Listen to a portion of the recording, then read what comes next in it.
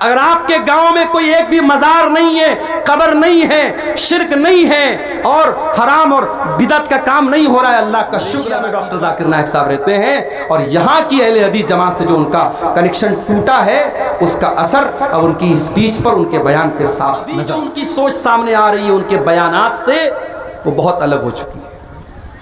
اب وہ اہل حدیثوں کو بھی ایک فرقہ کہتے ہیں، ان سے پوچھا جاتا ہے کہ آپ کے آئیڈیل کون ہیں، کسی ایک بھی اہل حدیث عالم کا نام نہیں لیتے، ان علماء کا نام لیتے ہیں جن کے عقیدے میں، منہج میں خرابی۔ میرے نوجوان ساتھیوں، آج ان چیزوں کا جائزہ لینے کی ضرورت۔ اپنی ماں و بہنوں سے بھی کہنا چاہوں گا، اپنی ذمہ داریوں کو سمجھو۔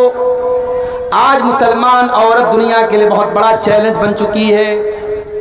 ڈاکٹر ذاکر نائک صاحب ہمارے پڑوسی ملک میں گئے، ایک نیوز اینکر نے جو ان سے بات چیت کر رہی تھی، بے پردہ ان کے سامنے بیٹھی ہوئی تھی، ڈاکٹر ذاکر نائک صاحب نے کہا کہ اگر کوئی خوبصورت عورت میک اپ کر کے، سج سنور کر کے کسی مرد کے سامنے آدھا گھنٹہ بیٹھی ہے اور مرد کے دل میں کوئی ہلچل نہیں ہو رہی ہے، مرد کو کوئی فرق نہیں پڑ رہا ہے، تو اس مرد کو جا کر کے اپنا علاج کرانا چاہیے۔ اتنا کہہ دیا ڈاکٹر ذاکر نائک۔ حالانکہ میں ایک بات اور بول دوں آپ کو، ڈاکٹر ذاکر نائک صاحب جب سے انڈیا سے گئے ہیں، پہلے یہاں تھے، اہل حدیث علماء کے ساتھ رہتے تھے، ان کی جو ٹیم تھی اس میں زیادہ تر اہل حدیث علماء تھے، مولانا ثناء اللہ مدنی صاحب، مولانا شمیم فوزی صاحب، آپ کے بہار کے شیخ اشفاق سلفی صاحب اور بہت سارے اہل حدیث علماء ان کی ٹیم میں شامل تھے۔ اس وقت ڈاکٹر ذاکر نائک کی جو سوچ تھی وہ الگ تھی، اور ابھی جو ان کی سوچ سامنے آ رہی ہے ان کے بیانات سے، وہ بہت الگ ہو چکی ہے۔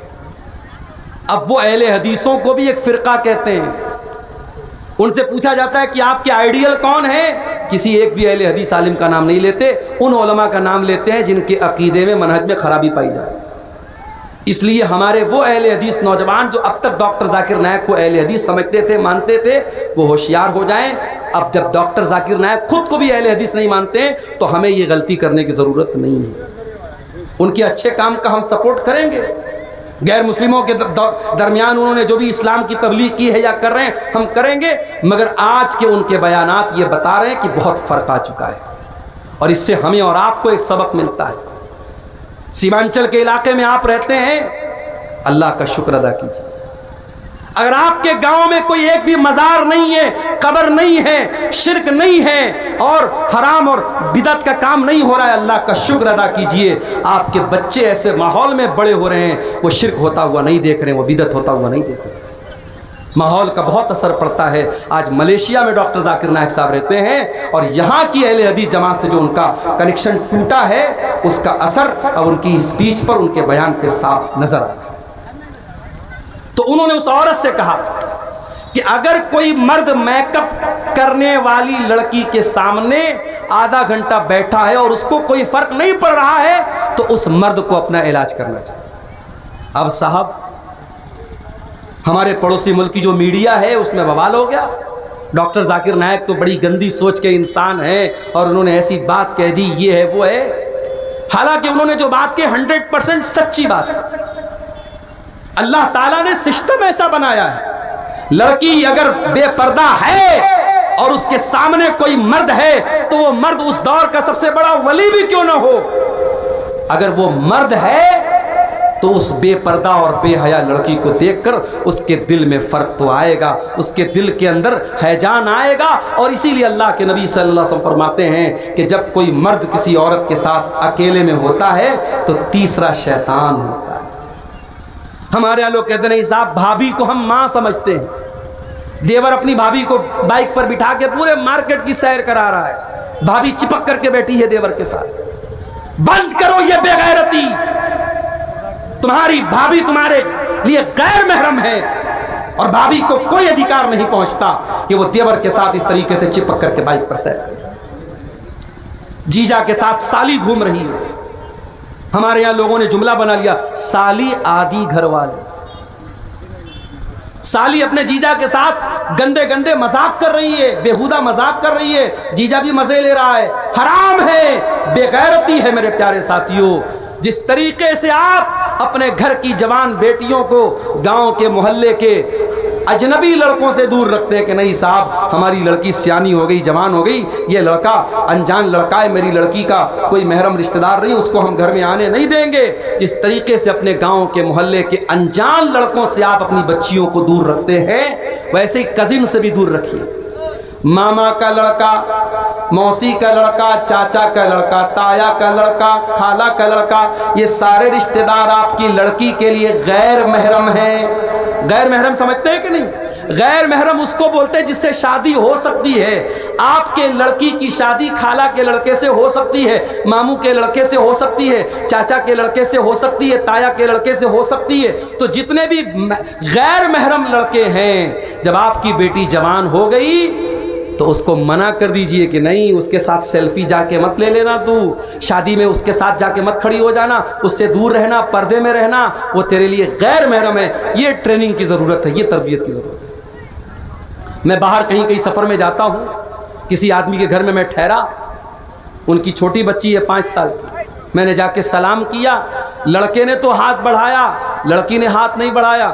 میں نے پوچھا کہ یہ 5 سال کی بچی ہے، مصافحہ کرنے کے لیے ہاتھ کیوں نہیں بڑھا رہی ہے؟ تو لڑکی نے کہا کہ میرے باپ نے مجھ کو یہ شکشا دی ہے، میری ماں نے مجھ کو یہ تعلیم دی ہے کہ تو لڑکی ہے، تو سلام تو کر سکتی ہے، مگر کسی مرد کے ساتھ مصافحہ کرنا تیرے لیے مناسب نہیں ہے۔ مجھے بڑی خوشی ہوتی ہے کہ 5 سال کی بچی کو یہ شکشا اور یہ تعلیم جو اسلام دے رہا ہے وہ باپ اپنی بیٹی کو دیتا ہے۔ آج ہمارے ہاں جوان بیٹیاں ہیں، بے پردہ گھر سے نکل رہی ہیں، نہ ماں کو کوئی فرق پڑتا ہے، جلسے میں آئی ہیں سج کر کے، سنور کر کے اور ایسے کپڑے پہن کر کے جس سے ان کا جسم نظر آ رہا ہے، وہ جلسے میں آ رہی ہیں۔ معاف کرنا میرے بھائیوں، اگر آپ کے جلسوں میں یہ عورتیں آتی ہیں اور بے پردہ آتی ہیں اور آ کر کے سڑکوں پر کھڑی رہتی ہیں اور نوجوان لڑکے ان کے آس پاس منڈلاتے رہتے ہیں، تو کان کھول کر کے سن لو، اس سے بہتر ہے کہ آپ جلسوں میں لیڈیز کا انتظام کرنا بند کر دیجئے۔ یا تو آپ لیڈیز کا انتظام کرنا بند کر دیجئے یا جلسوں کو کرنا بند کر دیجئے۔ اسلام اس بات کی پرمیشن نہیں دیتا ہے۔ اور میں نے دیکھا ہے اسی بہار میں آپ کے کشن گنج کے علاقے میں بہت سارے پروگرام ہوئے اور باقاعدہ پوسٹر پہ لکھ کر کے آیا کہ نہیں صاحب ہمارے جلسے میں کوئی دکان نہیں لگے گی، ہمارے جلسے میں لیڈیز کا انتظام نہیں ہوگا۔ جلسہ ہو رہا ہے، قرآن پڑھا جا رہا ہے، حدیث پڑھی جا رہی ہے، پنڈال میں قرآن پڑھا جا رہا ہے، حدیث پڑھی جا رہی ہے، اور سڑک پر جو ہے بے حیائی ہو رہی ہے اور دکانوں پر بے حیائی ہو رہی ہے۔ اسلام اس بات کی اجازت نہیں دیتا ہے۔ بے غیرتی کو ختم کرو میرے ساتھی۔ اگر آج ہمارے گھروں کی لڑکیاں بے پردہ ہیں تو مجھے کہنے کی اجازت دیجیے کہ عورتوں کی بے پردگی کے پیچھے بہت بڑا ریزن اور بہت بڑا سبب ان کے گھر کے مردوں کی بے غیرتی بھی ہے۔ اکبر الہ آبادی کا شعر ہے نا، بے پردہ نظر آئی کل جو چند بیبیاں، اکبر زمین میں غیرت قومی سے گڑ گیا، پوچھا جو ان سے آپ کا پردہ وہ کیا ہوا، کہنے لگی کہ عقل پہ مردوں کے پڑ گیا۔ آج عورتوں کا پردہ مردوں کی عقل پر پڑ گیا ہے میرے پیارے ساتھی۔ وہ مرد بے غیرت ہے جس کی جوان بیوی، جوان بیٹی، جوان بہن بے پردہ ہو کے نکلتی ہے اور اس کے ماتھے پر کوئی بل نہیں پڑتا، اس کے جسم پر اور اس کے دل دماغ پر کوئی فرق نہیں پڑتا، وہ بے غیرت ہے۔ اللہ کے پیارے نبی فرماتے ہیں ثلاثۃ لا ينظر اللہ عز وجل الیہم یوم القیامہ، 3 لوگ ایسے ہوں گے جن کی طرف اللہ تعالیٰ قیامت کے دن دیکھے گا بھی نہیں، بات چیت بھی نہیں کرے گا۔ نمبر 1 العاق لوالدیہ، اپنے ماں باپ سے رشتہ توڑنے والا، رشتہ کاٹنے والا۔ ماں باپ غلط ہو سکتے ہیں، ماں باپ کے فیصلے غلط ہو سکتے ہیں، ماں باپ کی باتوں سے آپ کا دل بھی دکھ سکتا ہے، ماں باپ کی کوئی بات غلط بھی ہو سکتی ہے، مگر آپ کو اس بات کی پرمیشن نہیں ہے کہ آپ اپنے ماں باپ سے اپنا رشتہ توڑ لیں اور ماں باپ کے ساتھ آپ غلط سلوک کریں۔ اسلام اس بات کی اجازت نہیں دیتا ہے۔ ٹھیک ہے، ماں باپ غلط کریں گے، وہ اپنا انجام اللہ کے یہاں بھگتیں گے۔ اسی کٹیہار کے علاقے میں ایک نوجوان میرے پاس آیا تھا، اس نے کہا تھا مولانا صاحب والدین پر آپ نے بہت تقریر کی ہے، بہت بیان کیا ہے، کبھی موقع ملے تو اس پر بھی بیان کیجئے کہ آج بہت سارے والدین ایسے ہیں جو اولاد کے ساتھ ناانصافی کرتے ہیں. ایک بیٹے کو زمین دے دی، جائیداد دے دی، پیسہ دے دیا، ایک بیٹا بیچارہ پریشان ہے اور باپ اس سے رشتہ توڑ کے بیٹھا ہے. دو الگ الگ آنکھوں سے باپ اپنے بچوں کو دیکھ رہا ہے، ناانصافی کر رہا ہے. کبھی اس پر بھی تقریر کیجئے گا. اور مجھے یاد ہے میں نے فیس بک پر اس وقت ایک تحریر لکھی تھی اور میں نے لکھا تھا کہ سماج میں صرف ایسا ہی کیس نہیں ملتا ہے کہ ماں باپ کی آنکھوں میں اولاد کی وجہ سے آنسو آتے ہوں، سماج میں ایسا کیس بھی ملتا ہے جب اولاد کی آنکھوں میں ماں باپ کی وجہ سے آنسو آتے ہیں. لیکن میرے بھائیوں، اگر ماں باپ غلط بھی ہیں، آپ کو رشتہ توڑنے کی اور رشتہ کاٹنے کی اجازت نہیں ہے. آپ اپنی طرف سے بھلائی کرتے رہیے، حسن سلوک کرتے رہیے. العاق لوالدیہ، اپنے ماں باپ سے رشتہ توڑنے والا قیامت کے دن اللہ کی نظر رحمت سے دور رہے گا. نمبر 2، والمرأۃ المترجلہ، مردوں کی کاپی کرنے والی عورت، جو مردوں کی نقل کرتی ہے وہ عورت بھی قیامت کے دن اللہ کی نظر رحمت سے دور رہے گی. نمبر 3، والدیوس، اور وہ بے غیرت مرد، الذی یقر فی آلہ الخبث، جس کے گھر میں بے حیائی ہو رہی ہے، جس کے گھر میں گندا کام ہو رہا ہے اور اس کو کوئی فرق نہیں پڑ رہا ہے، وہ اپنے گھر میں بے حیائی کو ہونے دے رہا ہے، بے غیرتی کو ہونے دے رہا ہے. اس دیوس انسان کو بھی اللہ تعالیٰ قیامت کے دن نہیں دیکھے گا. دیوس مت بنو میرے بھائیوں، دیوس مت بناؤ. اپنے پریواروں کو، اپنے گھر کی عورتوں کو اسلامی پردے کی تعلیم دو.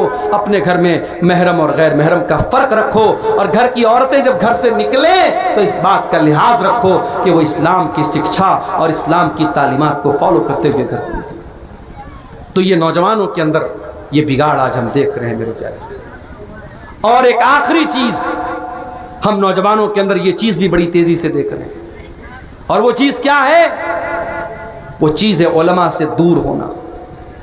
کل تک جو کام ہم علماء سے لیتے تھے وہ آج ہم موبائل سے لینے لگے. کوئی مسئلہ پوچھنا ہے، گوگل پہ ٹائپ کر دیا، یوٹیوب پہ ٹائپ کر دیا، کسی نہ کسی کا جواب تو مل جائے گا. یاد رکھو میرے پیارے ساتھیوں، علماء کو ان کا حق آپ کو دینا ہے. علماء کی جگہ جاہلوں کو نہیں بیٹھانا ہے. اگر آپ نے علماء کی جگہ جاہلوں کو بٹھا دیا، آپ کے بڑے بڑے مفتی جو ہو جائیں گے وہ جاہل ہو جائیں گے. علماء کے جانے کے بعد اور علماء کے ختم ہو جانے کے بعد آپ کے گاؤں کے جو سرپنچ بنیں گے وہ جاہل ہوں گے. آپ کے فیصلے جو کریں گے وہ جاہل ہوں گے. آپ کی مسجد پر خطبہ دینے والے جاہل ہوں گے. آپ کے مدرسوں میں شیخ الحدیث بن جانے والے جاہل ہو جائیں گے اگر آپ نے علماء کو ان کا حق نہیں دیا. اسی لیے اللہ کے نبی فرماتے ہیں، بخاری کی روایت ہے، 100 نمبر کی حدیث ہے بخاری کی، ایک ایسا زمانہ بھی تم پر آنے والا ہے جب دنیا سے اللہ تعالیٰ علم کو اٹھا لے گا، مگر علم کو اچانک نہیں اٹھائے گا بلکہ اللہ تعالیٰ علماء کو اٹھائے گا. اور جب دنیا سے علماء ختم ہو جائیں گے، اتخذ الناس رؤوسا جہالا، لوگ جاہلوں کو اپنا سردار بنا لیں گے، لوگ جاہلوں کو مفتی بنا لیں گے، جاہلوں سے فتویٰ پوچھیں گے. آج آپ دیکھ لیں فیس بک پر ایسے ایسے لوگ جو صرف ویو پانے کے لیے، سبسکرائبر پانے کے لیے، لائک پانے کے لیے میاں بیوی کے پرائیویٹ مسائل کو خوب مسالہ لگا لگا کے بیان کر رہے ہیں. شوہر بیوی کے ساتھ سہاگ رات میں کیا کر سکتا ہے، شوہر بیوی کے ساتھ یہ کر سکتا ہے کہ نہیں. میں اس چیز کا نام نہیں لے رہا ہوں، لیکن آج فیس بک پر اپنے آپ کو مفتی کہنے والے اس طریقے کے مسائل کو مرچ مسالہ لگا کے بیان کر رہے ہیں. کیوں؟ تاکہ ہم کو زیادہ سے زیادہ لائک مل جائے، ہمارے چینل کے سبسکرائبر بڑھ جائیں، ہمیں ویو شپ مل جائے، ویور شپ مل جائے. یہ وہ دور ہے میرے بھائی. عورتیں، لڑکیاں صاحب وہ تقریر کر رہی ہیں اور باقاعدہ پرائیویٹ مسائل جو میاں بیوی کے پرائیویٹ مسائل ہے ان مسائل پر ایک عورت بیان کر رہی ہے اور یوٹیوب پر اس کو 1 لاکھ ویو مل رہا ہے، 2 لاکھ ویو مل رہا ہے. میرے پیارے ساتھیوں، ویو کی بنیاد پر کسی کو صحیح اور غلط نہیں کہا جا سکتا.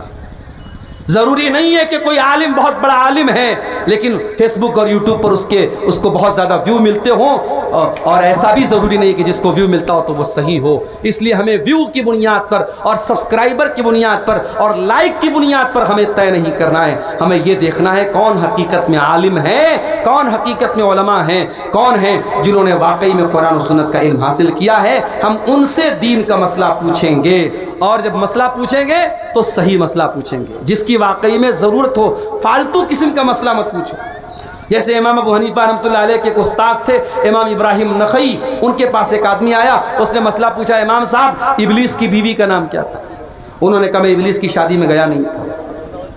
ابلیس کی بیوی کا نام کیا تھا؟ آدم علیہ السلام نے جس پیڑ کے قریب جانے سے اللہ تعالیٰ نے منع کیا تھا وہ کون سا پیڑ تھا؟ اس قسم کے فضول سوالات آپ مت کیجئے، علماء سے سوال کیجئے، وہ سوال جو حقیقت میں ریئل میں ہوتا ہے اور جس کا تعلق آپ کی زندگی سے، موت سے، آخرت سے ہوتا ہے۔ ان مسائل کو میرے پیارے ساتھی علماء سے پوچھئے، اور اللہ کے پیارے نبی فرماتے ہیں انما شفاء العی السؤال، کہ اگر آپ کو مسئلے کی جانکاری نہیں ہے، دین کے بارے میں معلومات نہیں ہے، تو اس کا علاج منمانی کرنا نہیں ہے، اس کا علاج علماء سے پوچھنا ہے۔ تو یہ کام آپ علماء سے کیجئے، آپ انٹرنیٹ اور موبائل کا غلط استعمال مت کیجئے۔ ہاں، موبائل پر بہت سارے مستند علماء کے بھی بیانات آتے ہیں، آپ بیانات کو سنیے، ان کے مسائل کو سنیے، مگر ریئل میں جب مسئلہ پوچھنا ہو تو آپ کسی آتھینٹک عالم سے، مستند عالم سے سوالات کیجئے۔ نوجوانوں کی اصلاح کے تعلق سے یہ چند باتیں میں نے آپ کے سامنے رکھی ہیں۔ اللہ سے ہم دعا کرتے ہیں رب العالمین ہمارے وہ نوجوان بھائی جن کی محنتوں سے اور کوششوں سے اور اتنا بڑا پروگرام انہوں نے منعقد کیا اور عیدگاہ کو لے کر کے وہ اٹھے ہیں، میرے پیارے ساتھیوں، عیدگاہ بھی مسجد کے حکم میں ہے، جو ثواب مسجد کا ملے گا وہی عیدگاہ کا ملے گا۔ جاتے جاتے آپ حضرات سے گزارش ہے اس عیدگاہ کے لیے ضرور آپ اپنا بیش قیمتی تعاون دیتے جائیں۔ ہماری مائیں بہنیں بھی جو موجود ہے جاتے وقت اپنا ضرور تعاون پیش کر کے جائیں۔ مجھے معلوم ہے دیہات کی یہ پبلک جو ہوتی ہے اللہ کی راہ میں خرچ کرنے کا جذبہ شہر سے زیادہ ہوتا ہے۔ میں نے جھارکھنڈ میں ایک جلسے میں عیدگاہ کے لیے 14-15 لاکھ روپے بھی چندہ ہوتے ہوئے دیکھا ہے، جبکہ سامنے پبلک دیہات کی نارمل پبلک تھی۔ شہر میں اتنا بڑا چندہ ہم ہوتے ہوئے نہیں دیکھتے، دل ہوتا ہے تو اللہ کے واسطے آپ دل کھول کر کے تعاون کریں، اور رب العالمین ہمارے نوجوانوں کے اندر جو خرابیاں اور کمیاں پائی جاتی ہیں ان کو اپنی اصلاح کی توفیق عطا فرمائے۔ آمین وآخر دعوانا الحمدللہ رب العالمین، والسلام علیکم ورحمۃ اللہ وبرکاتہ۔